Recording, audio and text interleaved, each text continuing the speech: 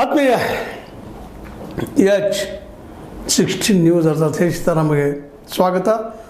ನಾನು ನಿಮ್ಮವ MI ಅಥವಾ ಮಲ್ಲಪ್ಪ ಜೋತವರ್. ಆದ್ಮೇಲೆ ಭಾರತ ದಕ್ಷಿಣ ಆಫ್ರಿಕಾ ಎದುರು ಸೋತಿದೆ ಟೆಸ್ಟ್ನಲ್ಲಿ.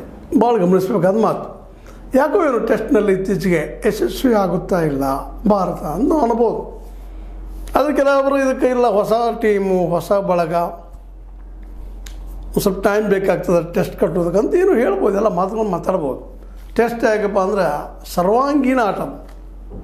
ಇಲ್ಲಿ ಬಾಲಿಂಗ್ ಅವಕಾಶ ಅದ, ಫೀಲ್ಡಿಂಗ್ ಅವಕಾಶ ಅದ, ಅದೇ ಕಾಲಕ್ಕೆ ಬ್ಯಾಟಿಂಗೂ ಅವಕಾಶ ಅದ, ಕೀಪಿಂಗೂ ಅವಕಾಶ ಅದ. ಎಲ್ಲರೂ ತಮ್ಮ ತಮ್ಮ ಪ್ರತಿಭೆಯಲ್ಲಿ ತೋರಿಸುವಂಥದ್ದು ಅದ, ಎಲ್ಲರಿಗೂ ಸಾಕಷ್ಟು ಅವಕಾಶ ಕೊಡುವಂಥದ್ದು ಅದ. ಹೀಗಾಗಿ ಟೆಸ್ಟ್ನಲ್ಲಿ ಮೊದಲಿಗೆ ಬೇಕಾಗಿದ್ದೇನಪ್ಪ ಅಂದ್ರೆ 5 ದಿನಗಳವರೆಗೆ ಆಡುವ ಕಾನ್ಸಂಟ್ರೇಷನ್, ಸ್ಥಿತಪ್ರಜ್ಞತೆ ಬೇಕಾಗ್ತದೆ.